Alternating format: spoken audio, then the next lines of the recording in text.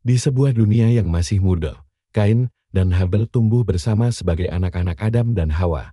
Kain menanam tanah, merawat ladangnya dengan keringat dan kerja keras. Habel menggembalakan domba, menemani mereka dari pagi hingga senja. Mereka tampak seperti saudara yang akrab, tetapi hati manusia pertama ini menyimpan benih-benih perasaan yang gelap.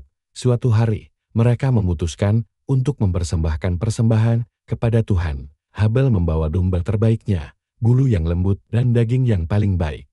Simbol kasih dan pengabdiannya, Kain membawa hasil tanahnya, biji-bijian dan buah-buahan, simbol kerja kerasnya. Tuhan menatap Habel dan menerima persembahannya dengan senang, namun mata Tuhan tampak melewati persembahan Kain. Hati Kain panas, mengapa Tuhan lebih menyukai dia? Pikirnya kiri hati mulai menggerogoti hatinya. Malam itu, Kain terbaring di ranjangnya, tetapi ia tidak bisa tidur. Amarah dan iri hati berkecamuk, seperti badai yang menghantam hatinya. Keesokan harinya, Kain memanggil Habel ke ladang. Suara panggilannya terdengar biasa, tetapi ada sesuatu yang dingin di matanya. Habel berjalan mendekat, tidak tahu apa yang akan terjadi. "Mari kita pergi ke ladang," kata Kain, dan di sana, di antara rerumputan dan pepohonan, Kain menyerang Habel. Tanpa kata-kata, tanpa peringatan, sekali pukulan, tragedi itu terjadi. Darah pertama manusia mengalir ke bumi, Habel jatuh, dan dunia terasa hening.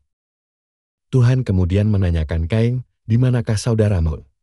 Kain menunduk, hatinya terselubung rasa bersalah, tapi juga kesombongan, dan menjawab, "Aku tidak tahu. Apakah aku penjaga saudaraku?" Tuhan menatapnya dengan sedih, "Apa yang telah kau perbuat? Darah saudaramu berseru kepadaku dari tanah." Sebagai hukuman, Kain dikutuk untuk menjadi pengembara di muka bumi. Tidak ada tanah yang ia tanam yang akan memberinya hasil yang sama, dan ia akan hidup dengan bayangan dosa yang ia buat sendiri. Tuhan memberi tanda agar orang lain tidak membunuhnya. Tetapi hidupnya tetap harus dipenuhi penderitaan. Tragedi ini menjadi catatan kelam pertama umat manusia.